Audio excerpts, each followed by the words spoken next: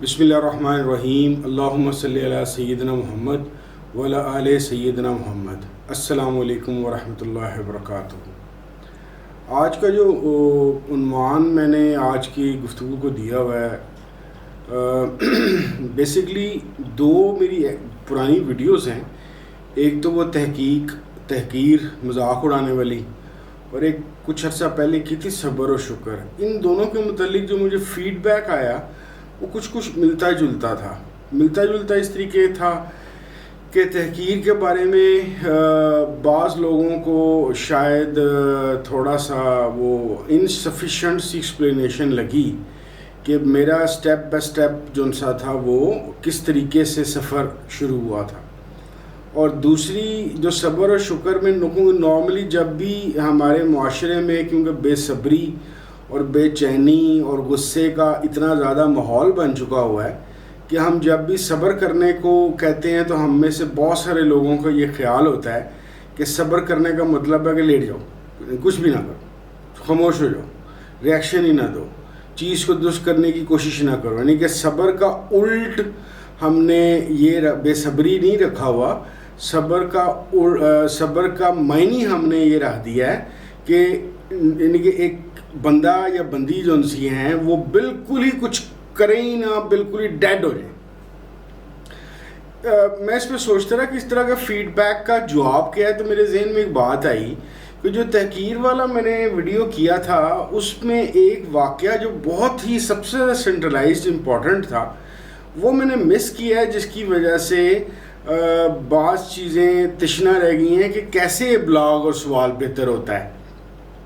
और उसी के अंदर मेरे ख्याल में जवाब उसी की कंटिन्यूटी में है कि सब्र करने का मतलब ये नहीं है जो हम लोग समझते हैं कि चुप कर जाओ और डेड हो जाओ। मैं उस वाक़े से बात शुरू करता हूँ। हुआ ये था कि अगर आप लोगों ने, एक तो मेरी दरख्वास्त ये है कि जिसने वो तहकीर वाली वीडियो नहीं देखी हुई वो ज़रूर देख ले, क्योंकि ये उसी की कंटिन्यूएशन है। तो आपको याद होगा कि उसके अंदर मैंने बात की थी एक के 2007-8 के अंदर तक मुझे 2-3 सालों में मोहतरम शेख साहब ने पहले आराम से, मोहब्बत से, प्यार से, बड़े नरम लहजे में मुझे मेरी बदतमीज़ियों से मना फरमाते रहे, और फिर उसके बाद कुछ 1-2 साल मज़ीद लगे तो ज़रा वो नाराज़गी वाला काम हुआ। इसके दरमियान एक वाक़या हुआ था जिसकी वजह मुझे आज ये लगता है कि जो मेरी इस्लाह का मामला स्पीड अप हुआ उसकी वजह वो बनी। आपने मेरी अक्सर वीडियोस में, और जिन लोगों ने मेरी किताब पढ़ी है, अपने एक उस्ताद का अक्सर मैं ज़िक्र करता हूँ, उनका नाम है इसरार गनी असद। इसरार गनी असद वो साहब हैं बेसिकली जो मेरे बेस हैं तो बज़ाहिर सिविल सर्विस की तैयारी और अखबार के मेरे उस्ताद हैं, लेकिन जो सच है मेरा जो ख़ास तरह से शगफ़ तो मुझे यह शौक़ तो था, लेकिन लिखने लिखाने का जो अमल और कैसे लिखना है और मेरा अपना नेचुरल स्टाइल कैसे डेवलप हो सकता है, इसके मेरे उस्ताद इसरार गनी असद हैं। तो मेरी बहुत क्लोज़ एसोसिएशन रही है उनसे, तकरीबन 89 से लेके 99 तक 10 साल। लेकिन इसके बावजूद अपने मिजाज के मुतल्लिक मैं बताने लगा हूँ कि बदतमीज़ी और बदअखलाक़ी की इंतहा क्या हो सकती है। हुआ कुछ यूँ कि 99 से 2009-10 तक मेरा उनसे रब्ता कट गया। उनके बीच में मैं कभी इस्लामाबाद चला गया, कभी फैसलाबाद चला गया, कभी मुल्तान चला गया, और कुछ चीज़ें थी जो मुझे उनकी समझ आनी बंद हो गई थी, तो हमारा थोड़ा सा गैप आ गया मुलाकात का। 2009 या 10 के अंदर जब वो दोबारा रब्ता शुरू हुआ तो कुछ चीज़ें थीं जो मेरे जहन में बैठी हुई थी उनसे मुतल्लिक। तो मैंने क्या किया, मैंने उनको एक ख़त लिखा, और जो वो ख़त लिखा उसके अंदर मेरे जितने भी इतराज़ात या इख्तिलाफ़ात थे अपने ही उस्ताद के मुतल्लिक, वो मैंने कलमबंद कर दिए। वो 4-5-6 सफ़ों का ख़त था जिसके अंदर मुख्तलिफ़ चीज़ें मैंने लिखी हुई थी और अपनी लाइफ की अपनी ज़ाती अंडरस्टैंडिंग बताई हुई थी। ख़त मिलने के कुछ 3 या 5 दिन बाद मुझे उनका फ़ोन आया اور انہوں نے مجھے کہا کہ تمہیں پتہ ہے تم نے کیا لکھا ہے؟ تو میں نے اس کو بڑا لائٹ سا لیا. میں نے کہا ہاں جی مجھے پتہ ہے میں نے کیا لکھا ہے. کہتے ہیں ویسے آپ مجھے اپنا استاد کہتے ہیں، لیکن کیا کوئی شاگرد اپنے استاد سے اس طرح کی گفتگو کر سکتی ہے؟ تو وہی والا مسئلہ جو پچھلی ویڈیو میں نے بتایا تھا کہ جو ایک بدتمیز آدمی ہوتا ہے، اس بدتمیز انسان کو یہ نہیں پتہ ہوتا کہ اس کا لہجہ کیا ہے اور اس کے الفاظ کیا ہیں، یا اس نے کس قسم کا طنز کیا ہے کسی کے اوپر، وہ بالکل اس کو نارمل سمجھ رہا ہوتا ہے. تو میں بھی اسی اسٹیٹ آف مائنڈ میں تھا. میں نے کہا سرار صاحب بالکل نارمل، میں جس طرح سے ڈسکورس یا ڈسکشن کرتا ہوں میں نے ویسی چیز لکھ دی ہے. تو انہوں نے کہا کہ یار مجھے اصل میں نا میں اس خط کو پڑھنے کے بعد تمہارے متعلق فکر مند ہو گیا. میں نے کہا جی وہ کیوں؟ کہ یار میں یہ سوچ رہا ہوں کہ میں تمہارے اتنے قریب بندہ ہوں اور تم بظاہر میری عزت بھی کرتے ہو، ریکگنائز بھی کرتے ہو. اگر اس طرح کے الفاظ اور جملے تم مجھے لکھ سکتے ہو تو تم تو کسی کے سامنے کچھ بھی ایکسپریس کر دو گے اور کچھ بھی کر سکتے ہو. تو خیر وہ ایک لمبی چوڑی بات چیت تھی جس پہ وہ جب وہ فون بند ہوا تو میں نے اس فون کو اس طریقے سے لیا جو کوئی بھی ایک بدتمیز میرے جیسا بندہ لیتا ہے کہ دیکھا لگی یہ بات جا کے ان کو. تو اس واقعے کے بعد وہ والا واقعہ ہوا تھا کہ جس میں میں ملتان میں ایک میٹنگ میں بیٹھا ہوا تھا اور جس میں میں نے کوئی خاص بات نہیں بھی مجھے لگا کی تھی یا نہیں کی تھی، لیکن کی بھی تھی. میرا لہجہ اور الفاظ بھی ایسے تھے. تو جس کے بعد شیخ صاحب کو وہ پیغام آیا تو میرے ارد گرد کو جو لوگ تھے نا وہ مجھے کہہ رہے تھے کہ یار تو نے کوئی اس طرح کی آج کے دن تو جس طرح کا بدتمیز آدمی ہے تو نے ویسا کچھ نہیں کیا. اب ان لوگوں کو میں کچھ نہیں کہتا تھا. میں دل میں سوچتا تھا کہ بچوں تم لوگوں کو پتہ نہیں ہے شیخ صاحب نے مجھے اس واقعے پہ نہیں پکڑا. مجھے شیخ صاحب نے میری زندگی کے پچھلے 37-38 سال میں جن جن لوگوں سے میں نے بدتمیزیاں اور بد اخلاقیاں اور ان پہ طنز اور لفظ اور جملے چبائے ہوئے ہیں نا جن کو، شیخ صاحب نے مجھے وہاں سے پکڑا ہے. تو بیسکلی اس کے بعد جب یہ چیز شروع ہوئی اور پھر شیخ صاحب نے مجھے کہا کہ پابندی لگائی کہ تو نے ریاکشن نہیں دینا اور تو نے غلطی اگر دوسرے کی بھی ہو تو معافی تو نے مانگنی ہے. تو میں نے شیخ صاحب کی جو پیغام تھا اور اسرار غنی اسد کو جو لکھا ہوا خط تھا ان دونوں کو اپنے دماغ میں مکس کیا، اور مکس کرنے کے بعد مجھے احساس ہونا شروع ہوا کہ بعض دفعہ بولتے ہوئے اور لکھتے ہوئے ہم بدتمیز لوگ جان بوجھ کے کسی ایک لفظ کو اس طریقے سے پلیس کرتے ہیں کہ وہ جا کے ایک جو زہر بھرا تیر ہوتا ہے نا اس طرح جا کے اس کو ٹھا کر کے لگے اور اس کی چیخیں نکل جائیں. تو میری جو ٹریننگ کا آغاز ہوا کہ میں نے کس طرح سے کنورژن کرنی ہے، کیونکہ ظاہر ہے ادب تو شیخ صاحب کی ذات کا تھا اور بدتمیزیاں پوری دنیا سے کی ہوئی تھیں. تو میں نے یہ جو تربیت کا آغاز ہوا اور جہاں سے میں نے اپنے آپ کو پکڑنا شروع کیا، یہ اس سوال کا جواب ہے کہ جو بعض لوگوں نے میرے سے پوچھا کہ میں نے اس کی کنورژن روحانی طور پہ تو بتا دی کہ شیخ صاحب کا فیض کرم تھا، دنیاوی طور پہ کیسے شروع ہوئی. تو وہ اس طرح سے شروع ہوئی کہ میں نے اس دن کے بعد ہر لفظ لکھنے کے بعد اس کو غور سے یہ دیکھا کہ کہیں میں نے عادتاً اس کے اندر کوئی ایسا جملہ یا لفظ تو نہیں لکھا جو کسی کی دل آزاری کا باعث ہو. کیونکہ بہت دفعہ ہم اپنے طور پہ کسی کی اصلاح کرنے کے لیے بھی ایسا طنز کر جاتے ہیں کہ ہم اس کی عزت نفس کو اتنا مجروح کر دیتے ہیں کہ وہ اپنے بھلے کی بات بھی سننے کے لیے تیار نہیں رہتا. تو میری تربیت کا آغاز اس کے علاوہ کہ میں نے جو ایز اے مینیجر مختلف بینکوں میں جو بدتمیزیاں کی ہوئی تھیں اس کا بھی دھیان رکھنا شروع کیا کہ میں نے اپنے لڑکوں سے کیا بات کہنی ہے، کیا نہیں کہنی، کس لہجے میں کہنی ہے، کس لہجے میں نہیں کہنی.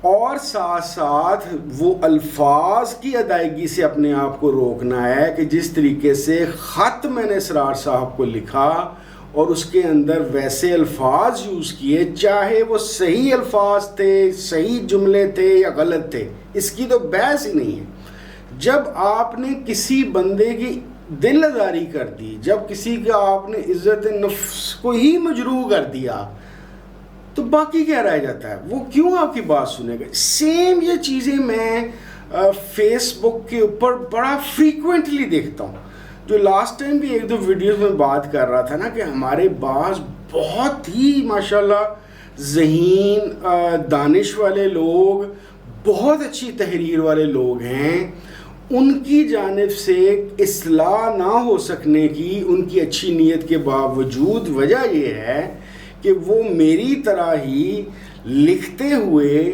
الفاظ میں طنزیہ لفظ یا کوئی محاورہ اس طریقے سے استعمال کر لیتے ہیں کہ جس کی وجہ سے پڑھنے والا، یا اگر انہوں نے کسی کی تحریر یا کسی کی پوسٹ پہ کوئی کمنٹ کیا ہے تو اس طنزیہ لفظ یا طنزیہ جملے کی وجہ سے جو بندہ جس نے وہ پوسٹ کی ہے اس کے ذہن میں سیکھنے کے عمل کی بجائے اپنا ڈیفنس میکنزم اس کا جاگتا ہے اور وہ یہ سوچتا ہے کہ یہ میری تو انسلٹ ہو گئی۔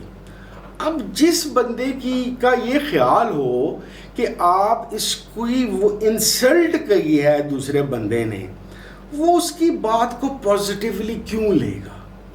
اچھا، اس سائیکی یہ کیوں ڈیولپ ہوئی، یہ لٹھ مارنے والی اور طنز کرنے والی، بسائیڈ کہ کسی انڈیویجول کا بچپن کیسے گزرا ہے، اس کی فیملی کیسے تھی، اس کی سکولنگ کس طرح کی تھی، لیکن ایک جنرل، جس طرح میں نے کہا نا 5th جنریشن وار والی ویڈیو کے اندر، کہ ایک جنرل سائیکی ڈیولپ کی گئی 70s کے بعد ہم پاکستانیوں کی، اور جو لوگ 70s اور 80s اور 90s کے بعد بھی پیدا ہوئے ہیں تو وہ بھی اس کمی کا اور اس پرابلم کا شکار اس لیے ہوئے ہیں کہ آج کا جو بچہ 15 20 22 25 سال کا ہے، اس کا امی یا اس کا ابو یا اس کا چچا یا ماموں وہی 68 سے 75 کے درمیان کی پیدائش کے لوگ ہیں جن کے اوپر اس 5th جنریشن وار کا اسپیشل تجربہ کیا گیا 70s 80s میں، اور ایک خاص قسم کی بدنما، غیر خوشگوار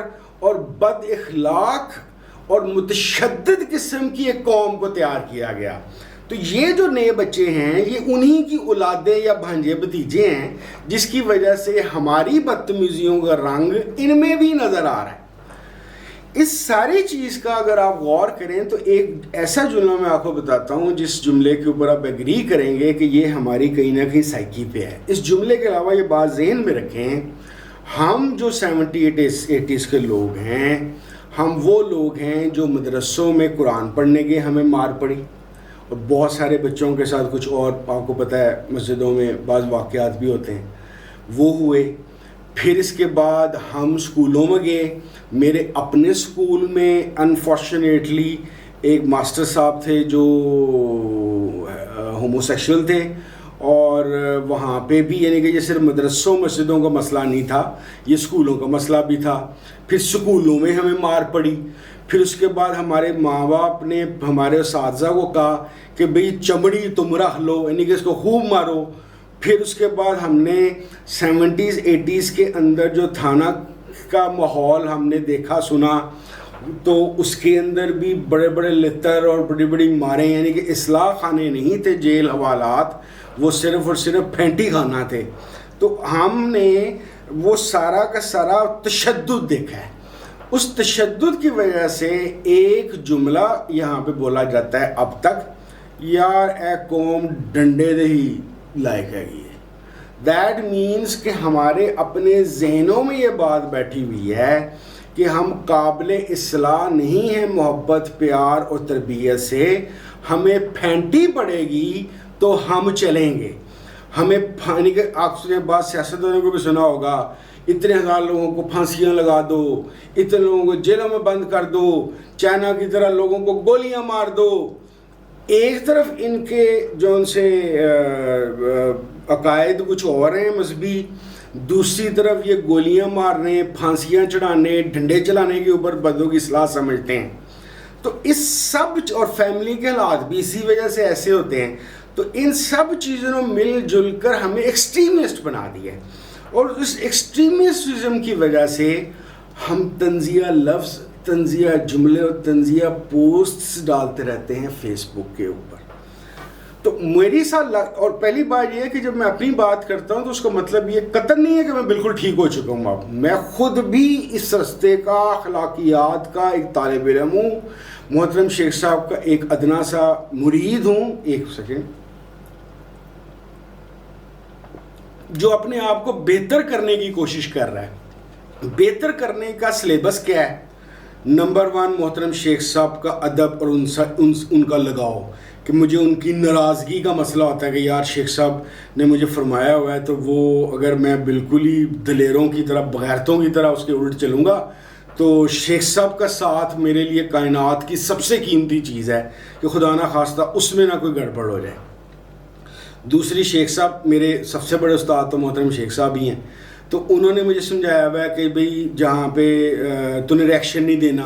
پھر انہوں نے مجھے سمجھایا ہوا ہے کہ جہاں پہ غلطی دوسرے کی بھی ہو تو معافی تو مانگ، یعنی کہ اپنے آپ کو، اپنے تکبر اور انا کو کے اوپر رسا باندھ، اس کو نرم کر، نیچے آ. دوسری پھر یہ میں نے تحریر کی بات کی کہ میں پڑھنے کے بعد سوچتا ہوں کہ یا بولتے ہوئے یا لکھتے ہوئے کہ کوئی قابل تنازع بات تو نہیں ہے، کسی کے مذہبی، چاہے وہ کسی بھی مذہب کا ہو، چاہے کسی کے معاشرتی کسی قسم کی دل آزاری تو نہیں ہوگی، کہ بجائے اس کے کہ اس کو فوڈ فار تھاٹ ملے، اس کو ایک ٹیکا آف طنز نہ ملے. تو میرا سلیبس یہ ہے جو شیخ صاحب نے مجھے بنا کے دیا ہوا ہے، اور اس کے مطابق میں تحقیر والے چیزیں، کیونکہ تحقیر متکبر بندے نے تحقیر کرنی ہے، اور انا پرست بندے نے تحقیر کرنی ہے. سب سے ضروری چیز جس کا میں نے کل اپنی کراچی والے پوسٹ میں ڈالا، جو شیخ صاحب نے میرے اندر انفیوز کی ہے، اپنی غلطی مان جاؤ. اور کبھی بھی کسی بھی ایج میں مت یہ سمجھو کہ میں تو کمال ہو گیا. نوور. دیکھیں میرے مختلف طرح کے استاد ہیں. اب 52 سال کی عمر میں میری پی ایچ ڈی کے تھیسس کے اندر ڈاکٹر ابویا جو ان سے کراچی یونیورسٹی کو میرے استاد ہیں. پہلی بات تو یہ ہے کہ میں کیونکہ بے استادہ نہیں ہوں تو مجھے استاد کے احترام کو پتہ ہے. میری اپنی ماں استاد تھی تو میں استادوں کی ہمیں عزت کرنا اس نے سکھائی ہوئی ہے، تو میں اپنے ہر استاد کی احترام کرتا ہوں. دوسری بات، مجھے شیخ صاحب کے انڈر ٹریننگ رہنے کی وجہ سے پتہ چل گیا کہ میں پرفیکٹ نہیں ہوں، میرے اندر غلطیاں ہیں. تیسری بات، شیخ صاحب نے بار بار یہ چیز ذہن میں بٹھائی ہوئی ہے. ایک حضرت عمر کا قول وہ اکثر ہمیں بتاتے رہے ہیں کہ حضرت عمر فرماتے ہوتے تھے کہ جو بندہ میری غلطی مجھے بتایا وہ اس نے میرے پہ احسان کیا ہے. تو اب جب ڈاکٹر ابویا ہوں یا ڈاکٹر شفیق ہوں، جب میرے کسی لکھے ہوئے کی یا بات کی ایک تصحیح کرتے ہیں نا، یا غلطی نکالتے ہیں، تو وہ میرے لیے قابل افسوس مقام نہیں ہے کہ وہ یہ کیا کر دیا، میں رو پڑوں گا، میری غلطی نکال دی، میں تو بڑا فنکار ہوں، میں فلاسفر ہوں. نہ، وہ استاد ہے، اس سے سیکھو، اس سے سمجھو. اچھا، اسی چیز کو وہ صبر اور شکر والے پہ لے آئیں کہ بعض لوگ سمجھتے ہیں صبر کا مطلب ہے سرنڈر کر دینا. ایک تو میری خواہش ہوگی، ریکویسٹ ہے کہ وہ صبر سے شکر والی ویڈیو آپ دیکھ لیں جنہوں نے نہیں دیکھی، تاکہ میری یہ والی بات، کیونکہ میں وہ ساری بات کو پورا دوبارہ نہیں کر سکتا، بہت لمبی ویڈیو یہ والی بن جائے گی. تو کنیکٹیوٹی یہ ہے کہ صبر اصل میں ایک چیز کا نام ہے ٹھہراؤ کا. اللہ کی مرضی کو مان لینا اور اس کے مطابق کھڑے ہو جانا. ٹھہر جانے کا مطلب سرنڈر کر دینا نہیں ہوتا. سرنڈر تو صرف آپ نے اللہ کریم کے سامنے کرنا ہے، لوگوں کے آپ نے غلام نہیں بننا.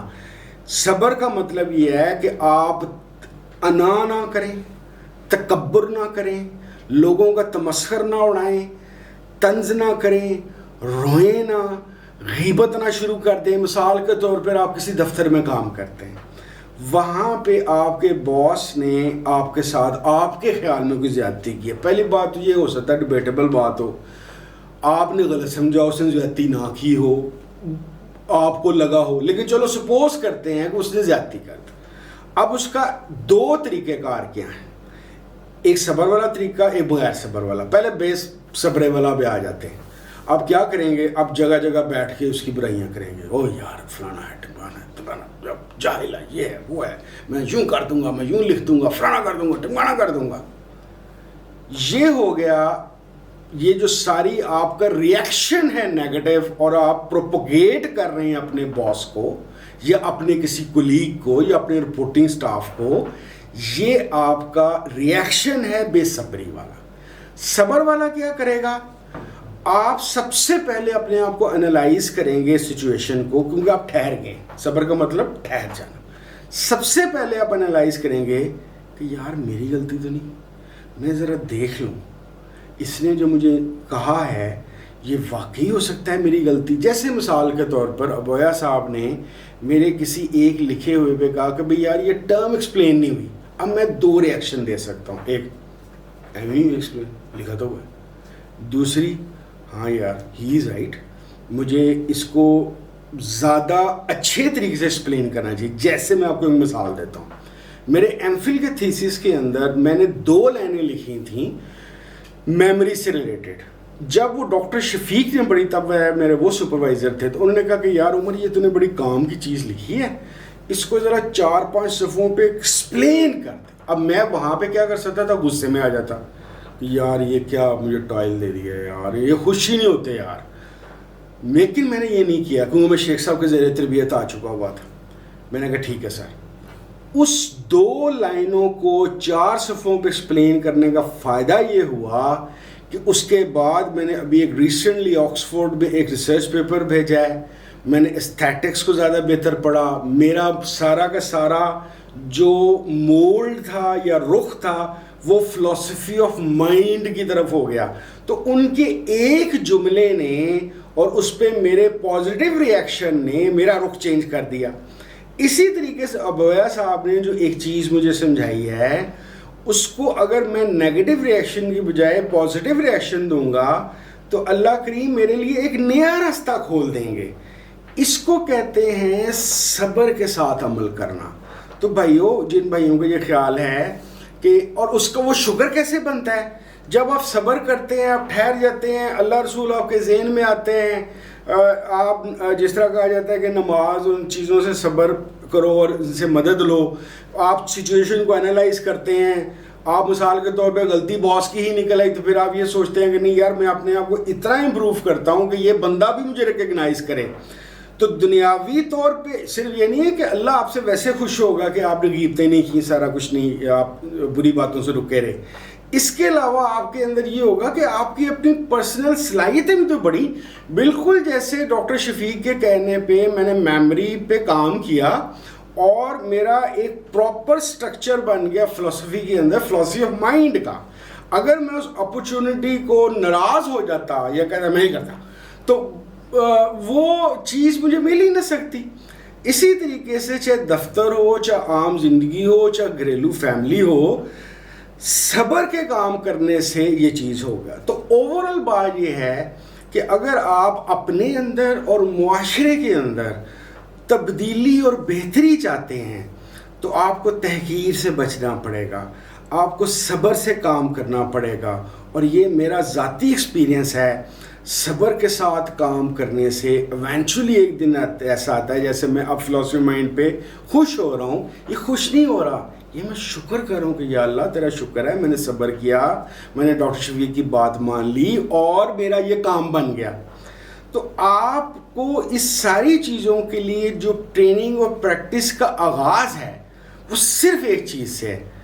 یار کوئی ایسا لفظ یا ایسی بات تو نہیں ہو رہی جس سے کسی کی دل آزاری ہو رہی ہو، کسی کی عزت نفس مجروح ہو رہی ہو.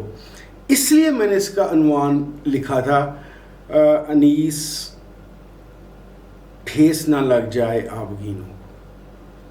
یہ جو جذبات اور عزت نفس ہوتے ہیں یہ آبگینے کی طرح نازک ہوتے ہیں.